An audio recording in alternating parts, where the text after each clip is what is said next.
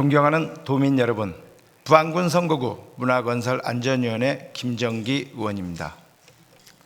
민선 8기가 출범한 지 얼마 되지 않았습니다만 벌써부터 도정에 부는 변화의 바람으로 도민 여러분들의 기대가 적지 않습니다.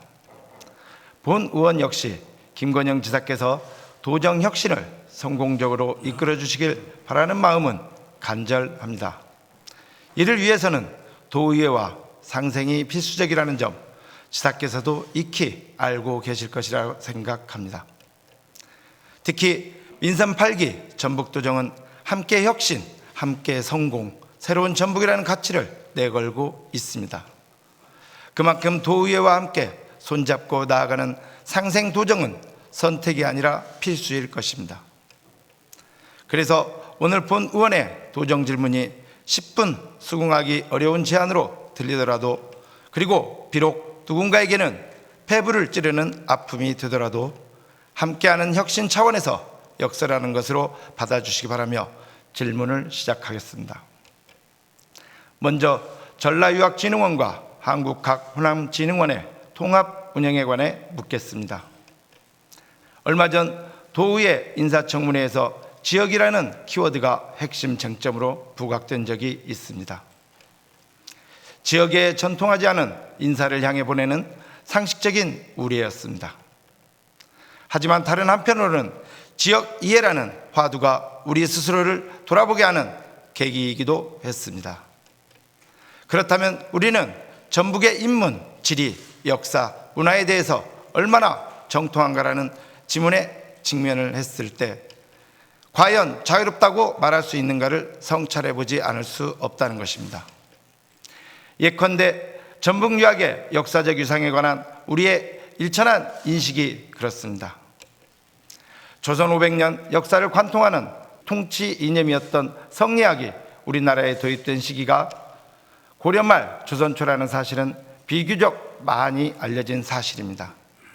반면 성리학이 우리나라에 도입될 수 있도록 소개하고 그 단초를 마련한 인물이 부안 출신의 지포 김구라는 사실을 아는 분들은 많지 않습니다. 실제 부안군에는 지포 김구의 위패를 보신 도동서원터가 자리하고 있는데, 이 도동서원은 우리나라 최초의 서원으로서 세계문화유산으로 등록된 소수서원보다 7년 정도 앞서는 것으로 알려져 있습니다. 이러한 역사적 사실만 보더라도 전북 지역이 우리나라 유학 전통에서 어떤 유성을 차지하는지를 알 수 있습니다. 전북 유학에 주목해야 하는 이유는 역사적 유산 이외에도 독창성이 있습니다. 전북 지역의 유학은 유학 사상에 더해서 불교와 도교, 심지어는 천주교 사상까지 수용하는 개방성을 보이며 독창적인 유학 전통을 보였습니다. 그러나 안타깝게도 조선시대의 영남 유학이 정치적으로 패권을 거머쥐면서 호남 유학은 변방으로 밀려나게 됐고, 그 이후로 숱한 왜곡과 미고증으로 인해 지금까지 평가절하되고 있는 게 전북 유학의 현 주소입니다. 이러한 왜곡과 평가절하는 2000년도에 문화체육관광부가 추진한 국학진흥 기반 조성사업에까지 영향을 미쳤고, 그 결과로 경북 안동에 막대한 예산을 들여서 한국국악진흥원이 설립될 수 있었습니다. 안동 한국국악진흥원 설립 이후 지역차별이라는 반발이 거세지자 문체부는 2014년부터 지역별로 한 개씩 국악진흥원을 설립하는 방향으로 선회했는데, 충청권의 충청유교문화진흥원과 전라권의 한국학호남진흥원 출범이 그 결과였습니다. 전라북도가 전라유학진흥원 건립을 추진하는 배경도 여기에 있습니다. 수백 년 동안 변방으로 밀려나 있으면서 왜곡의 늪에 빠져있던 전북유학의 역사적 질곡을 바로잡고 전북유학, 나아가서 호남유학의 본령을 바로 세우고자 하는 게 전라유학진흥원 건립 사업의 본질적인 목적인 것입니다. 지사께 묻겠습니다.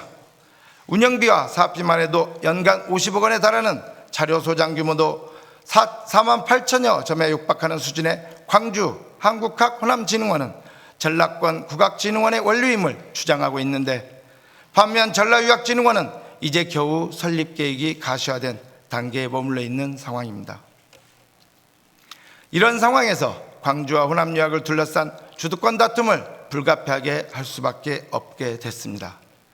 본 의원은 소모적인 주도권 다툼보다는 전라유학진흥원과 한국학 호남진흥원을 통합 운영하는 것에 최상책이 아닌가 생각합니다. 이에 대해 지사의 견해를 밝혀주시기 바랍니다. 한국유학진흥원 설립 운영에 관해 부수적인 질문을 덧붙이겠습니다. 2024년까지 4년 동안 총 홍사비 100억 원이 들어가는 전라유학진흥원은 전북지역에 산재해 있는 고문서 등 아직 고증되지 않은 1차 사료를 체계적으로 보존하고 연구하기 위한 거점 시설이 될 것입니다. 주목할 점은 전라유학진흥원의 차별적인 경쟁력이 종래의 유학 연구기관처럼 유학자료의 수집 및 분석, 연구에만 그치지 않고 디지털 데이터화 작업을 한다는 데 있는 것입니다. 디지털 데이터 작업은 16만 점이 넘는 기초자료와 추가 발굴할 50만 점의 방대한 활자본 자료를 디지털 자료로 구축해서 상시 사용 가능한 디지털을 구축하는 것을 말합니다. 지사님, 전라유학진흥원은 도출연기관 형태로 해서 2024년 상반기 개원을 목표로 하고 있습니다. 그렇다면 적어도 2023년 초부터는 전문성이 있는 학예직을 주축으로 해서 전라유학진흥원 개원을 위한 사전 추진단을 운영하는 게 바람직하지 않나 생각합니다. 여기에 대한 견해나 혹은 구상하고 계시는 일정이 있다면 말씀해 주시기 바랍니다. 다음은 도출연기관의 채용 절차 보완에 관해 묻겠습니다. 공정은 합리적 이성이 통하는 사회라면 이념과 체제를 넘어서는 보편적 가치입니다. 하지만 편법과 반칙, 권력과 위계를 이용해서 공정의 가치에 균열을 가하는 시도는 언제나 있어 왔습니다. 늘상 경계하고 제도적 보완을 게을리하지 않아야 하는 이유입니다. 출연기관의 채용도 예외가 될 수 없습니다. 공정한 채용 절차를 통해서 적합한 능력과 도덕성을 겸비한 사람을 채용하는 것이야말로 출연기관이 제 역할을 하기 위한 최우선의 선행 요건이기 때문입니다. 이런 차원에서 모 출연기관 간부 A씨의 티켓 채용 전력을 짚어보고자 하오니 출자 출연기관의 채용 절차 전반을 점검하고 문제점을 보완하는 계기가 되었으면 합니다. 먼저 이해를 돕기 위해 A씨의 채용 관련 사건에 대해 말씀드리겠습니다. A씨는 2015년 12월 인천광역시 공기업인 B공사의 모 사업처장으로 입사했습니다. 문제는 입사 당시의 채용 공고였습니다. 당시 B공사의 인사규정은 2급 직원의 경우 기업체 등에서 부장급 이상으로 5년 이상 근무 경력이 있는 경력자를 채용하도록 규정하고 있었습니다.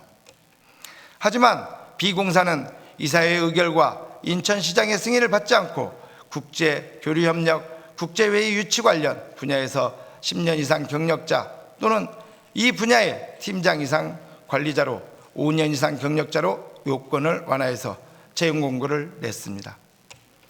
이 과정에서 A씨는 경기도 공기업에서 같이 근무했던 인연이 있는 당시 B공사 사장에게 본인이 지원할 채용 공고를 어떻게 바꿀지 제안한 이메일을 보내기도 한 것으로 드러났습니다. 이와 관련하여 시민단체는 감사원에 공익검사를 청구했고 감사원 감사 결과 채용 업무를 부당하게 처리한 사실이 드러났습니다. 그리고 감사원 감사 이후 사장과 A씨는 업무방해죄로 재판에 넘겨졌지만 1심과 2심에 이어 대법원에서도 최종 무죄 판결을 받게 되었습니다. 재판 결과를 보도한 복수의 관련 기사를 보면 재판부는 채용 과정의 공정성 훼손에 관한 사실관계는 인정했지만 법리적으로는 업무방해죄가 성립하지 않는다고 판시한 것으로 알려졌습니다. 하지만 재판부는 업무방해 혐의로 기소된 형사사건에서 1심과 항소심에서 무죄를 선고받았지만 공정한 경쟁 방식으로 채용이 이루어졌다고 보기는 어렵다. 당시 채용 공고의 응시 자격 기준은 A씨를 채용하기 위해 그가 제안한 대로 설정됐다. 서류심사위원과 면접위원회 업무가 방해받았는지 등을 검토한 형사사건과 이번 민사소송의 판단 대상은 다르다면서 당시 채용 절차는 공정성이 심하게 저해된 것으로 판단했습니다. 그렇다면 여기에서 짚고 넘어갈 것은 당사자였던 A씨의 도 출연기간 입사가 합격 취소 사유에 해당되는지 여부입니다. A씨의 입사가 합격 취소 사유에 해당할 수 있는 여지를 따져보겠습니다.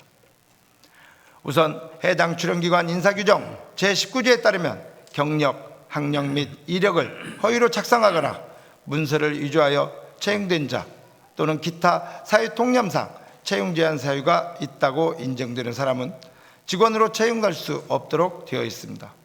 그리고 A씨의 입사 당시의 채용 공고를 보면 해당 분야 관련성을 인정받기 위해 상기 서류에는 종전 근무지, 근무 부서, 담당 업무, 근무 기간, 퇴직 사유, 징계 이력 등의 사항이 자세히 기재되어 있어야 한다고 기재되어 있습니다.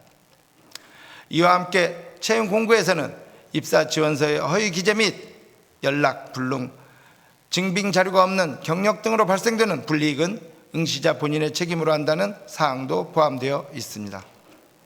이상의 해당 출연기관 인사 규정과 채용 공고문을 종합해 봤을 때 이전 직장에서의 공정성이 훼손된 채용 문제로 인해 직권 면직 처분을 받은 전력이 있는 A씨는 사회통념상 채용 제한 사유가 있는 경우에 해당한다고 보는 것이 상식적인 판단일 것입니다. 치사께 묻겠습니다. A씨가 연루된 티켓 채용 사건은 해당 출연기관 인사규정 제19조 제1항 제12호에서 규정하고 있는 사회통념에 반하는 채용 제한 사유에 해당하는 것으로 보이는데 이에 대한 지사의 견해는 무엇인지 말씀해 주시기 바랍니다. 본 의원은 A씨의 채용관계 서류를 확인해 보지 못했습니다. 그래서 묻겠습니다. A씨의 입사 지원 서류 일체에 이전 직장, 즉 인천 B공사에서 퇴직한 사유가 정확히 기재되어 있는지요? 만약 채용 과정의 문제로 인해 직권 면직 처분을 받은 사실이 채용관계 서류 어디에도 기재되어 있지 않는다면 이는 허위 기재에 해당되는 것이며 지원자 본인의 귀책 사유가 인정되는 합격 취소 사유에 해당된다는 것이 아닌지 답변 바랍니다. 문제는 도 출연기관은 새로운 변화를 꿈꾸고 있습니다. 아프더라도 과오는 도려낼 수밖에 없습니다. 그래야 새로운 해당 기관을 반석 위에 올려놓을 수 있는 혁신적 변화도 가능할 것입니다. 이상으로 도정 질문을 마치겠습니다. 장시간 경청해 주셔서 감사합니다.